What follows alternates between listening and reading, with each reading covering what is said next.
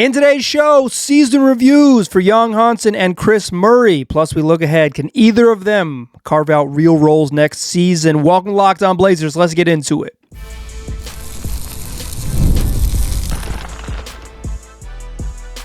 You are Locked On Trailblazers, your daily Portland Trailblazers podcast, part of the Locked On Podcast Network. Your team every day. What up, world? It's your past first point guard and Trail Blazers reporter, Mike Richmond. You're listening to another episode of Locked On Blazers. In today's program, we're continuing our season reviews. Today's show all about young Hansen and Kris Murray. We'll talk about what they did this year. We'll look back at my best and worst case scenarios from the preseason and talk about their roles if they can find one in the upcoming season. Let's start with young Hansen, the big man in the middle, the Blazers rookie. Selected with the 16th pick in the draft when the Blazers traded back on draft night to select Hansen, who was there. He knew he was going to go sometime in the first round. You know, there was a watch party back home in Qingdao. They got a tip of some sort that they thought he was going to go. He thought he was going to be in the first round too because he was in the building, but he was still a surprise. Celebrated his 20th birthday that night and then showed up in Portland after an impressive summer league, or at least maybe not impressive. That's the wrong word. An intriguing summer league, an intriguing a few days, I was going to say a week, but it's a little longer, for 10 days, an intriguing 10 days in Vegas. And he shows up into training camp, and Chauncey Billups multiple times told reporters, Hansen's going to play. We really like him. He's going to play. And sure enough, because of Rob Williams' injury, Hansen was their backup backup center on night one. On the year, played in 43 games, averaged 2.2 points, 1.5 boards, half an assist, shot 31% from the floor, 11.9% from three, and 82% from the free throw line. He started one of his 43 games and averaged 7 minutes a night in those appearances. You know, overall, the numbers are not impressive. He was 31 of 100 from the floor. That's how he got to 30%. He made 31 shots in his 43 games. 5 of 42 from three. He had 32 turnovers and 22 assists. Like, it's not great. It's not the number you want. But again, backup center night one. It took a little while for it to be clear that he wasn't the guy, but not like too long once the season started. I think it was pretty much after the third game. It was like, oh yeah, he's going to have some real growing pains. You know, night one, it's like, okay, first night of the season, whatever. Night two, it's like, oh, you know, that's the Warriors. Maybe we'll see. But I think by game three, it was like, yeah, he can't play at this level and be effective.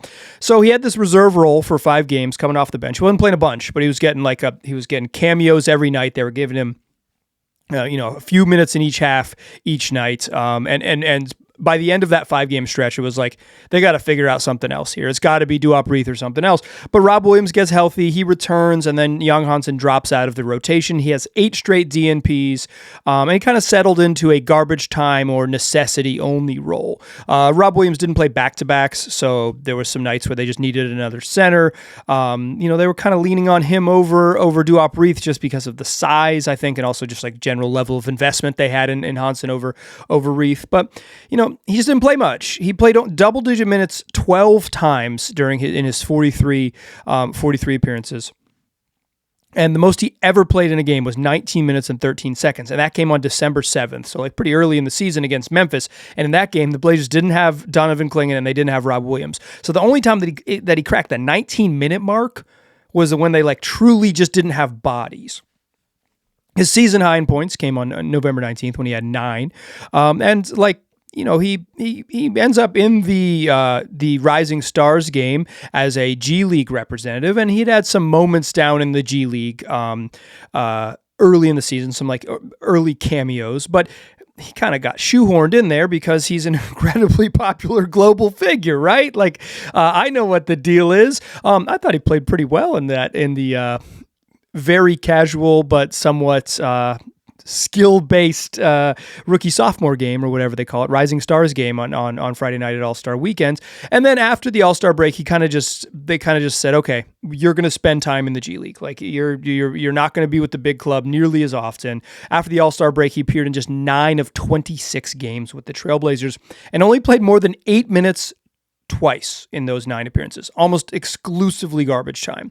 The first time he played more than 8 minutes, the Blazers lost by more than 50 to the Denver Nuggets right out of the All-Star break, so there was a lot of garbage time. The second time he topped the 8-minute mark was when the Blazers beat the Wizards by 45. And so that helped. It was 35 plus, but they were up 40 at some point. But they won by 35. It's like the 2 times he played is like massive blowouts. He hit the 8-minute mark. So he really, there was no opportunity for him. Once the calendar flipped to the new year, and particularly in the post All-Star break, so that's like the end of February, and then it's the last week of February, and then March and April. So like, he spends whatever, that's basically a cumulative 2 months or really maybe more accurately a month and a half, just like not playing on the team at the end of the year. When he went down to the G League though, he got real minutes and got real run. And I think there is value in just like giving him space there. I reached out to a friend. I was going to say source, but this person's a friend. How about a friendly source?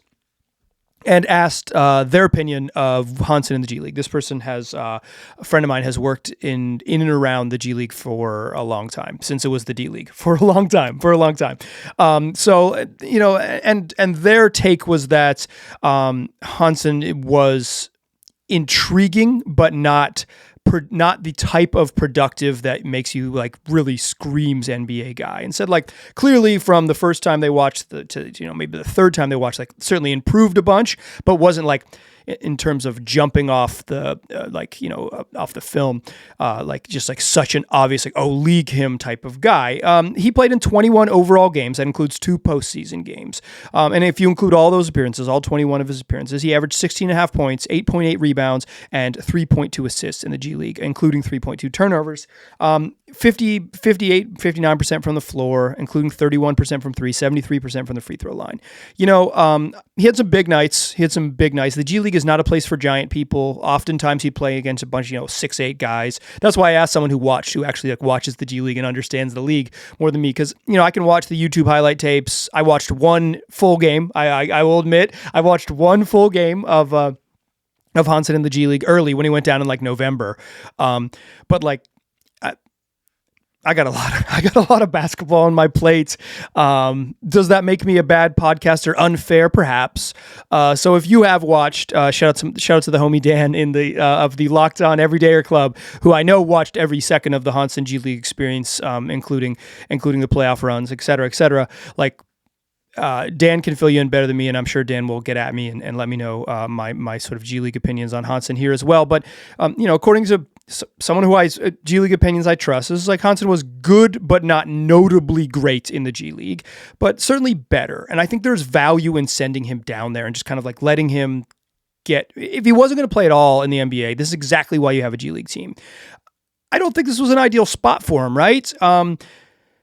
I think 2 things are definitely unquestionably true. And I think there's a little bit of retconning about the Hansen experience. So everyone says now, anyone who thought he was going to be a player was kidding themselves. That is just simply not true. The organization thought he was going to be a lot better. Chauncey Billups, I'm telling you, Chauncey Billups was telling people in preseason, telling reporters in preseason, in public settings, he's going to play, he's really good, he's going to play. And Billups is kind of a BSer, right? Like, maybe like going to go to jail for it. But like, he will sometimes lie once in those public, like I've talked to him many times in media settings, those sort of transactional media settings. He will blow smoke once, right? If he says something more than a couple times, he means it. Like he doesn't. He did the same thing with Shaedon Sharpe as rookie. He said, he's going to play. I like him. And he played a bunch, right? Like, they thought he was going to be better. And perhaps the changing coaching staff didn't afford Hansen an opportunity that he would have. But the Blazers didn't have minutes for him. And particularly late in the season when it was like they leaned into like, okay, we're going to go for it. We're going to try to be competitive. We're going to make a push to the playoffs. there just weren't minutes for him. He struggled too much. Like he just was too much of a negative to give him 12 courtesy minutes. Is that bad for his overall NBA development? Probably, honestly. Yes, probably is. Like what he needs is real minutes against NBA level athletes and NBA size. But like because the Blazers were like semi-competitive and because he was so sort of far behind on the bell curve, of the development scheme, like they just couldn't afford to give him minutes in the way that other teams who like draft a project like him should have. So I think two things. One, he's clearly a project. It doesn't mean that he's like out, but he's going to take time to get there. And two, like I think the Blazers thought he was absolutely going to be further along. They absolutely thought he was going to be further along. He's the freaking night one backup center, right? They didn't like go out and find another center. They didn't add, some sort of insurance big on a two-way contract. They didn't just lean into Duop Reith because they said, oh, Hansen's not gonna be able to do it. They thought he was going to play, and it's clear that he wasn't quite there yet. What I want to do in the second segment is play best and worst case scenarios from my preseason predictions from Hansen, and they're a bit of a journey. So join me in that second segment, and we will do just that. First, though, I want to tell you that today's show brought to you by Gametime. There's nothing like being in an NBA arena for playoff basketball. The intensity, the crowd, the bitterness you feel towards an opponent once you get deep into a series. It's a completely different experience when you're in the building. The NBA playoffs are where unforgettable moments happen, and being there, being in the building is just hits different. And Gametime makes it incredibly easy to find tickets, even for those hard to get playoff games. You want to get in the building? Just a few taps on the Gametime app, and with the Gametime guarantee, you're getting 100% authentic tickets on time at the best price. I like Gametime because the app is super intuitive. You pull up the app on your phone, the venue that you are trying to go see a game at comes up right there. And then what you see is what you get pricing. So you can decide, how much money you want to spend, where you want to sit in the building, and I should say the venue. And then, when you get to checkout, there's no surprise fees because it's what you see is what you get, all upfront pricing. You can take the guesswork out of buying tickets with Gametime. Just download the Gametime app, create an account, use code LOCKEDON for $20 off your first purchase. Terms apply. Again, create an account, use that redemption code LOCKEDON for $20 off. Download the Gametime app today. Today's program also brought to you by DoorDash. During the NBA playoffs, DoorDash wants to keep you in your bag the whole way, whether you're staying up late to watch your favorite game, waking up early to watch the highlights, or just trying to see what your favorite players wore in the tunnel when they were walking into the arena. DoorDash makes the entire season more fun because every player in the NBA has their bag, and DoorDash wants fans to have one too. DoorDash keeps those snacks stocked, keeps that gear fresh, and your watch party vibes absolutely on point. So, if you're staying up late for the post-game interviews, maybe you want a sweet treat. DoorDash can be your post-game dessert delivery mechanism. Or, you're just hanging out for pregame. You're having some friends over. Well, get snacks, get food. DoorDash is built for exactly that. Or if you got a homie who's going to pull up with 2% on their phone and begging to use your charger, well, you can go get a phone charger or snacks or cups or plates and what have you. All of that is available on DoorDash from tip-off to overtime. Stay in your bag and order on DoorDash. Get snacks, get drinks, get gear, whatever gets you through the postseason and the whole season delivered right to your door. DoorDash in your bag all season long. All right. Thanks for making this show your first listen. If you live in the everyday lifestyle, go join the Locked On Everydayer Club. Gets you access to the members-only Discord. You can chat it up with me and young Hansen enthusiasts. There's several Hansen enthusiasts in the chat. So if you are higher on Hansen than I am, find your people there. Plus, access to the audio, the ad-free audio of this podcast, lockedonblazers.supercast.com. And if you are subscribed to the ad-free audio, you don't even hear this plug. So my good friends in the Discord are not going to know. Okay, what I do in my season previews for every player on the roster is talk best and worst case scenarios. And then we revisit them this time of year to see if I got it right. And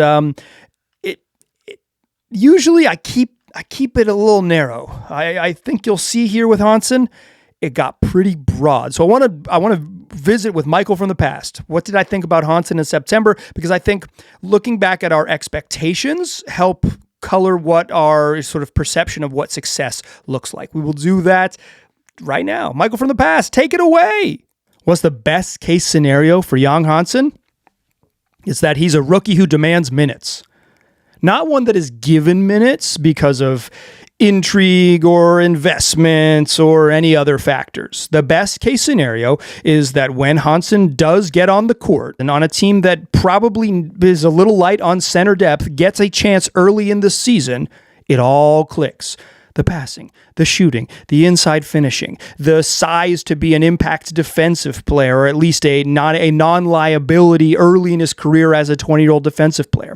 And because all of it clicks, and because he demands minutes, the best case scenario is with the production early, he plays enough to win the basic math game that leads to end of season awards. And the best case scenario is that Hansen does that early in his career, and that when we get to the end of the season, he is an all-rookie selection. And the best case scenario is that when he's an all-rookie selection, as a not yet 21-year-old, that Joe Cronin and Mike Schmitz become folk heroes in Qingdao as the locals toast Tsingtaos to the Blazers brass all summer of 2026. What's the worst case scenario for Jan Hansen? Is that he's not ready. Like so many 20-year-olds before him, the NBA game is too fast. The athletes are too strong. They move too quickly, and their transition to NBA level basketball is sobering.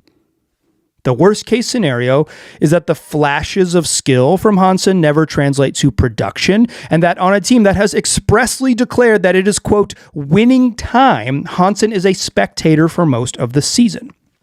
The worst case scenario is that when he does get cameos and he does get opportunities based on injuries and just like necessity of getting on the court, he looks really far away. Thank you, Michael from the past. Yeah, I mean, I think Hansen pretty clearly hit that worst case scenario line. And a part of that episode that I cut out for editing, because I try to keep it around 2 minutes of Michael from the past joining us, and I really appreciate him spending some time with us, is that I mentioned that Hansen was probably going to have the widest polls, the most variance of any player on the roster in terms of like what I thought his outcomes would be. Because I just wasn't sure, he seemed like this sort of tantalizing, skilled big guy, right? Like a little bit of shooting touch. The footwork coming out of in the CBA in China was like really special in the post. We didn't really see that in Summer League, right? Like he struggled to score inside the arc, and that really translated to the NBA. But he had some shooting moments. It was like, okay, maybe he could shoot a little bit. He's shot well on free throws this year, which suggests that maybe the shooting touch could be something that's real in the future. And it's like. And the passing was so intriguing. It's like, if the Blazers just like let him play, if he can earn 18 minutes a night, maybe it'll be something. But like he hit the worst case scenario. He's just really far away. And I was intrigued by him. I was probably lower on him, quite frankly, heading into the season than some. I didn't come out of Summer League feeling really confident, but I felt he was like interesting more than I felt like good at Summer League. It's like, he's got a lot of stuff. I still feel that way, right? Watching some of his G League highlights, there's some stuff there, right? But I think the question is like, he has to get, he looked over the course of the season, his body definitely transformed. Like he just got leaner. He needs to, I don't know that he needs to lose weight necessarily. But he needs to be a little bit leaner because he just the lateral movement and being able to run end to end is important for him. But he's got to get functional strength. That's a big part of what's next for Hansen. Is like, can he move guys in the post? Because if he can catch in the post and not get bumped off his spots, he can be a passer out of the post, not just a scorer, but a passer out of the post. He can become a better screener.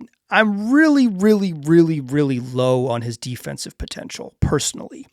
I think he has some offensive gifts, right? I think the passing, the way he sees passes is not something that's an innate skill. That's not something you can develop. He reads the game at a high level, but you can't really throw it to him and let him be, create out of the high post if he can't score or if he can get knocked off his spot. Like it's really hard to be a passing fulcrum if no one's worried about you being you're an individual offensive player in any way. And they just aren't right now. And again, like the strength, like he just can't move guys and he's so big. He's got to be able to move guys. He's got to be, he's going to be the biggest guy on the court court, and he has to be able to play like it. That functional strength really matters.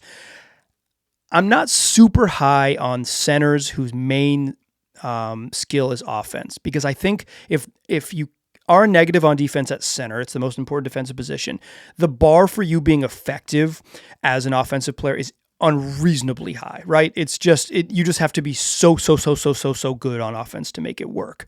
That isn't to say that I don't think Hansen can be a NBA player. That's to say that I don't think his archetype often pans out as a high-level NBA player. So what I'm asking with Hansen, and as I'm looking forward, thinking about what is best case and worst case scenario for next season, and I think by hitting that worst case scenario and clearly being a developmental guy, the question is almost certainly the Blazers are going to have a new coach, right? It seems like that's almost a guarantee. And perhaps a little more organized offense and a less just sort of set a high screen and then make it happen, Tiago Splitter offense, but a real, actual structure in the half court.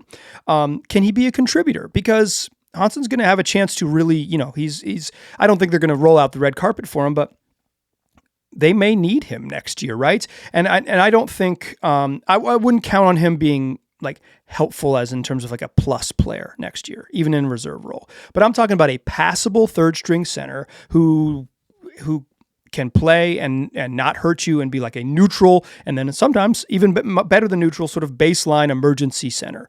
Someone who can contribute when needed, and then if injuries happen, steps into a bigger role and grows from there. But I think passable and able to play NBA minutes, because he just wasn't that this year. And I think that's the baseline for him, is can he grow there? The passing stuff's interesting. His size is always intriguing because his skill level at his size is pretty rare. I just think his lateral movement on defense and his positioning, his anticipation, being a little bit a little bit too low, a little bit too far out of the paint, a little bit too deep in the paint. His feel on defense is really, really rough. And I think that is one of the problems with where the Blazers were this year. They just didn't give him enough burn, enough actual minutes to get out there and do things. So for me, I am curious where the Hansen experience goes, but after year one, I am a lot less hopeful that he pans out, particularly in year two, as a plus contributor. Okay, let's talk Kris Murray in the third segments. All things Kris Murray. We're going to whip through an entire season preview in 8 or 9 minutes. Join me there, or season review in 8 or 9 minutes. Join me there, won't ya? First, though, I want to tell you that today's program is brought to you by FanDuel. It's the NBA playoffs. It's that time of year. I'm loving it, and you can too, because every possession matters. And if you're looking to get closer to the action, where those possessions really matter, FanDuel has a great offer to get you started. Right now, new customers to FanDuel can bet $5, get $150 in bonus bets if your first bet wins. That's right. Turn $5 into 150 bonus bets if your first bet wins, just for getting started. Find something you like, put $5 down on it, and then you'll have $150 of bonus bets to do whatever you like with on the FanDuel app. So whether that's parlays or money lines or betting spreads or mixing matching sports, because you don't have to do all things NBA. They got every sport on there. You're going to find it. Plus, you can check stats, trends, and matchups before making any of your picks, which makes the whole experience feel a lot more informed. Head to FanDuel.com to get started. That's FanDuel. Play your game. Today's show also brought to you by Indeed. If you've got workplace chaos where the deadlines are stacking up, your inbox is constantly overflowing, and there's still that one role on your team that needs to be filled, well, you need Indeed sponsored jobs, because when the pressure's on, you need the right hire, and you need to reach people who actually fit what you're looking for with the skills, experience, and location that you need, not just hope that the right candidate stumbles across your post. So spend less time searching and more time actually interviewing candidates who check all your boxes. That's less stress, less time, more results. When you need the right person to cut through the chaos, that's a job for Indeed sponsored jobs. And listeners to my show will get a $75 sponsored job credit to help get your job the premium status it deserves at Indeed.com/podcast. Just go to Indeed.com/podcast right now and support my show by saying you heard about Indeed on this podcast. Indeed.com/podcast. Terms and conditions apply. Need to hire. This is a job for Indeed sponsored jobs. All right, still a pass first point guard. Still listening to Locked On Blazers. Still Mike Richmond. You're still listening to Locked On Blazers. Okay, stumbled over my intro, but we're not going to stumble over the end of this. We're talking Kris Murray season review. Kris Murray appeared in 57 games, averaged 5.8 points, 3.6 rebounds, and 1.4 assists. He shot 46.7% from the floor, including 27.9% from three and 68.4% from the free throw line. He started 15 of his 57 appearances and averaged 23.4 minutes a night. He was an every night contributor from the jump.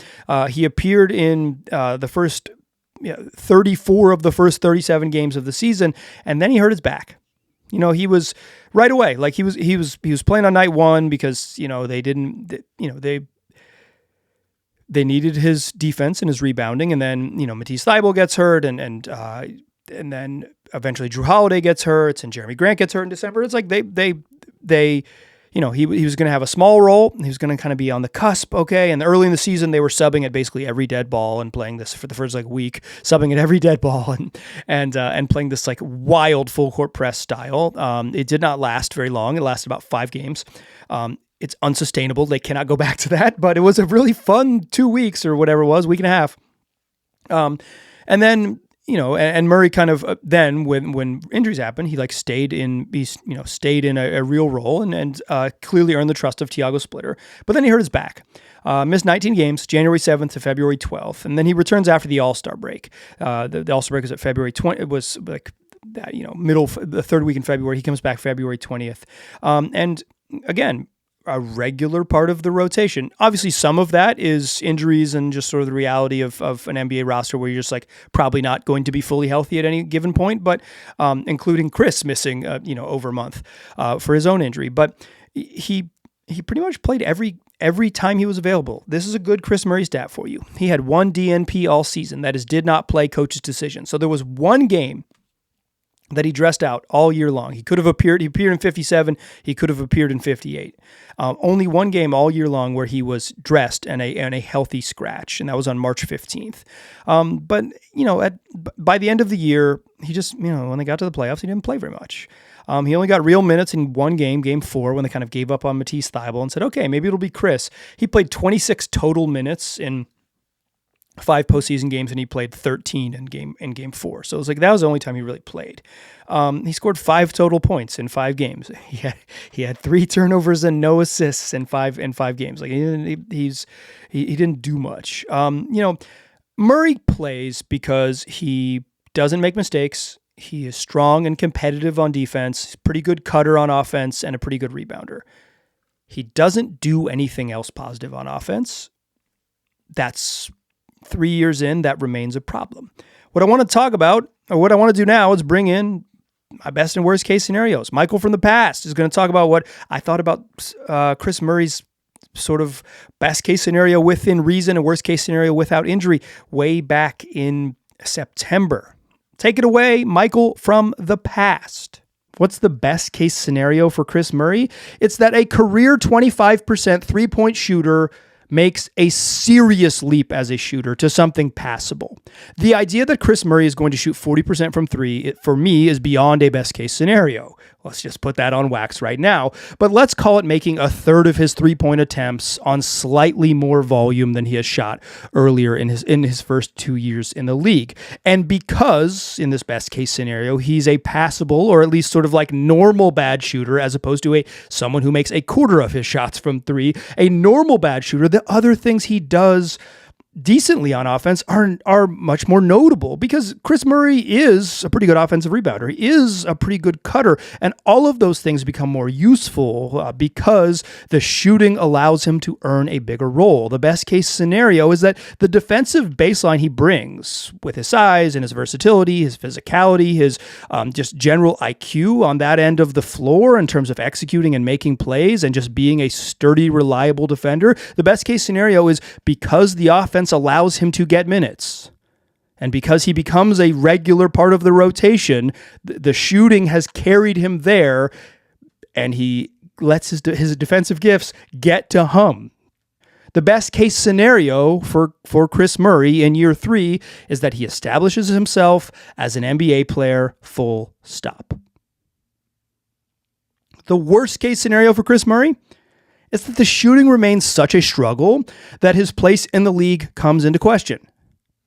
Because he doesn't establish a bankable offensive skill, he fails to carve out a role. And after earning the coaching staff's trust particularly in his second season and over his first 2 years in the league, he doesn't get extended that same level of opportunity because the roster has shifted and the necessity for Murray minutes just naturally decreases. The worst case scenario is that we get to the end of the year and Murray's future, not only with the Blazers, but in the NBA, are both in question. Thank you, Michael from the past.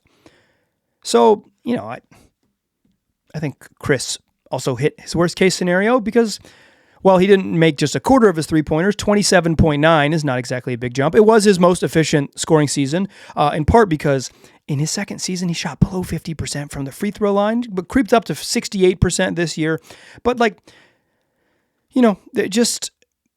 Murray remains a good offensive rebounder and a good cutter and a very competent defender. I don't think you could say hey, you're going to go lock down the best player, but I think he can play in a bunch of switching roles. He can guard a bunch of different positions because of his strength and his compete level on that end.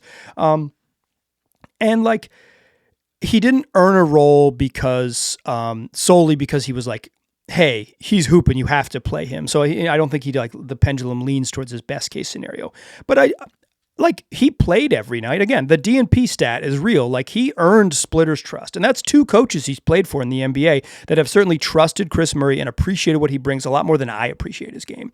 And I'm going to just go out on a limb and say that Chauncey Billups and Tiago Splitter know more about NBA basketball than I do. I mean, I think that could be controversial to some because I know that my fans are very supportive and I appreciate y'all. But I bet Chauncey and Tiago just know more about hoops than me. And if they trust Murray more than I do, it does make me sort of revisit some of my,